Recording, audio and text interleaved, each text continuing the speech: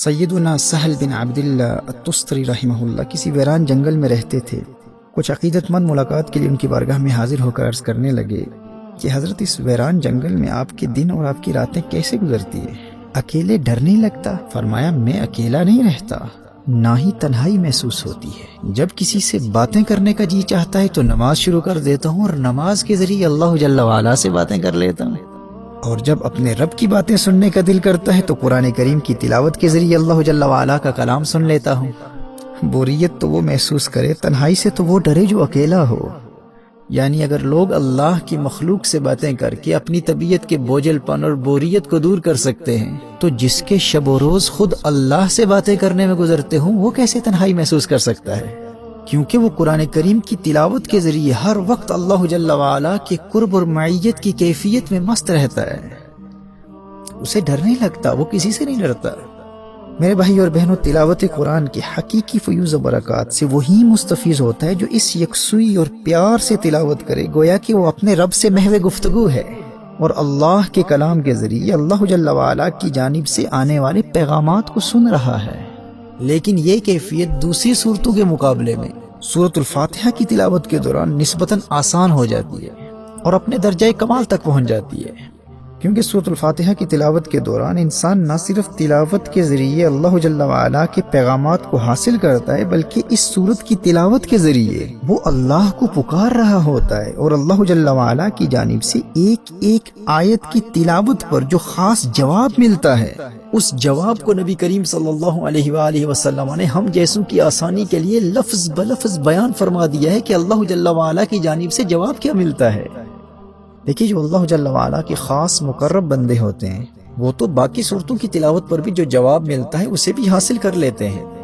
لیکن یہ عام لوگوں کے لیے ممکن تو نہیں ہے نا۔ پر سورۃ الفاتحہ کی تلاوت کی خصوصیت یہ ہے کہ رحمت للعالمین صلی اللہ علیہ وآلہ وسلم نے اس سورہ مبارکہ کی تلاوت پر اللہ جل وعلا کی جانب سے آنے والے جواب کو ہر خاص و عام کے لیے بیان فرما دیا ہے۔ اب کس قدر محرومی ہے اس شخص کے لیے جو ہر روز نماز میں اور غیر نماز میں بھی سورۃ الفاتحہ کی تلاوت کرتا ہے، اور نبی کریم صلی اللہ علیہ وآلہ وسلم نے اس تلاوت پر اللہ جل وعلا کی جانب سے آنے والے جواب کو بھی بیان فرما دیا ہے۔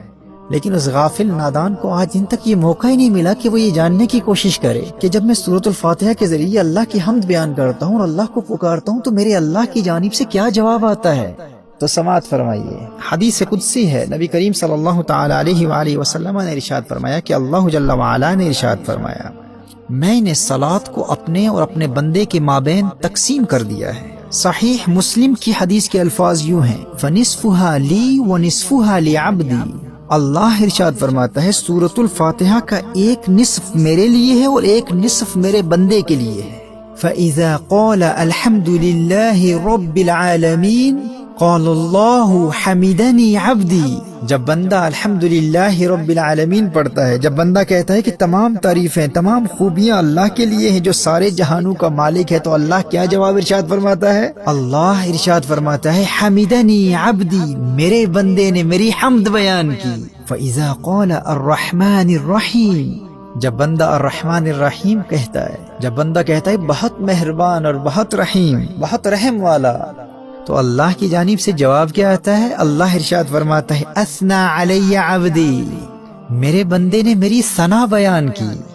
اللہ کی جانب سے آنے والے اس پیار بھرے جواب پر غور کیجیے اور اسے زبانی یاد کر لیجیے، اور آج ارادہ کر لیجیے کہ آج کے بعد جب بھی سورۃ الفاتحہ کی تلاوت کروں گا تو اللہ جل وعلا کی جانب سے آنے والے اس جواب کا تصور کرتے ہوئے روحانی طور پر اللہ سے ہم کلامی کی اس کیفیت سے لطف و سرور حاصل کروں گا۔ کس قدر پیار سے اللہ ارشاد فرماتا ہے حمدنی عبدی، دیکھو میرے فرشتوں، میرا بندہ میری حمد بیان کر رہا ہے۔ اثنا علی عبدی، ارے دیکھتے نہیں میرا بندہ میری ثنا بیان کر رہا ہے، گویا کہ اپنے فرشتوں سے فرما رہا ہے دیکھو میرے فرشتوں حمدنی عبدی۔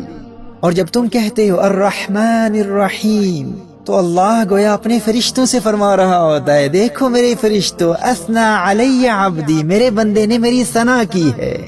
صحیح مسلم کی یہ حدیث ہے، نبی کریم صلی اللہ تعالی علیہ وآلہ وسلم ارشاد فرماتے ہیں کہ اللہ فرماتا ہے فَإِذَا قَالَ مَالِكِ يَوْمِ الدِّينِ، جب بندہ کہتا ہے مالک یوم الدین، روز جزا کا مالک، قال مجدنی عبدی، اللہ ارشاد فرماتا ہے میرے بندے نے میری بزرگی بیان کی، سبحان اللہ۔ فَإِذَا قَالَ إِيَّاكَ نَعْبُدُ وَإِيَّاكَ نَسْتَعِينُ، جب بندہ کہتا ہے ہم تیری ہی عبادت کرتے ہیں اور تجھ ہی سے مدد چاہتے ہیں، تو اللہ کی جانب سے جواب کیا آتا ہے؟ اللہ ارشاد فرماتا ہے قال هذا بینی وبین عبدی ولعبدی ما سأل، اللہ ارشاد فرماتا ہے اب یہ معاملہ میرے اور میرے بندے کے درمیان ہے،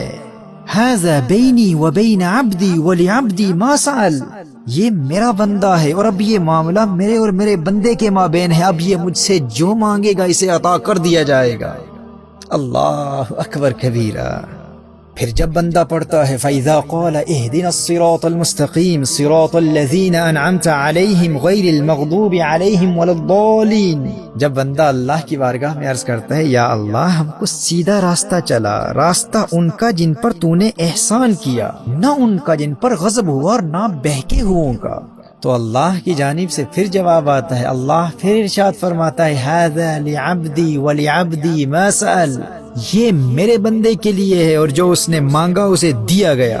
میرے بھائی اور میری بہنوں، سورۃ الفاتحہ کا ترجمہ بھی یاد کر لو اور اللہ جل وعلا کی جانب سے آنے والے اس جواب کو بھی بار بار سنو اور اس کے مفہوم کو ذہن نشین کر لو۔ دیکھیے جب ایک عبد اپنے معبود کی جانب سے آنے والے جواب کو جان لیتا ہے اور اس سے روحانی طور پر لطف اندوز ہو کر سورۃ الفاتحہ کی تلاوت کرتا ہے، تو ایسے تلاوت کرنے والے کے لیے اللہ جل وعلا سے روحانی طور پر ہم کلامی کی وجدانی کیفیت حاصل کرنا بہت آسان ہو جاتا ہے، کیونکہ نہ صرف وہ جواب کے آنے پر یقین رکھتا ہے بلکہ اس جواب کو بھی جانتا ہے کہ وہ جواب ہے کیا۔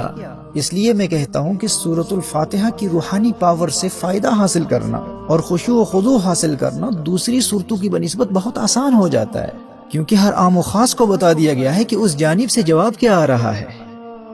آج کے بعد اللہ جل وعلا کی جانب سے آنے والے اس پیار بھرے جواب کا تصور کرتے ہوئے اور اس پر یقین رکھتے ہوئے پورے انہماک کے قلب کے ساتھ اس خوبصورت تصور میں ڈوب کر کے میں اپنے رب سے باتیں کر رہا ہوں، رب کی جانب سے جواب بھی آ رہا ہے، سورۃ الفاتحہ کی کثرت سے تلاوت کی عادت بنا لو اور پھر دیکھو یہ سورۃ الفاتحہ تمہاری دنیا اور آخرت کو کس طرح سنوار دیتی ہے۔ قرآن کریم کی جن صورتوں کے فیوز و برکات بیان کیے جا چکے ہیں، ان کا دار و مدار پڑھنے والے کی روحانی کیفیت پر ہوتا ہے کہ وہ کس قدر یکسوئی اور اللہ جل وعلا سے ہم کلامی کی کیفیت میں محو ہو کر پڑھتا ہے۔ جو جتنا زیادہ اپنے رب سے راز و نیاز کی باتیں کرنے اور رب کے کلام کو سننے اور اللہ جل وعلا سے سرگوشی کرنے کی کیفیت میں ڈوب کر قرآن کریم کی تلاوت کرتا ہے، اسے اس کی زندگی میں ان صورتوں کی تلاوت کے اتنے ہی زیادہ روحانی اور مادی فوائد حاصل ہوتے ہیں۔